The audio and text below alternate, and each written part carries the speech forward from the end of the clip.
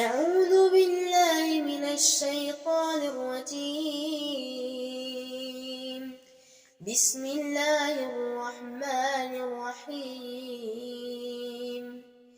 إذا زلزلت الأرض زلزالها وأخرجت الأرض أثقالها وقال الإنسان ما لها يومئذ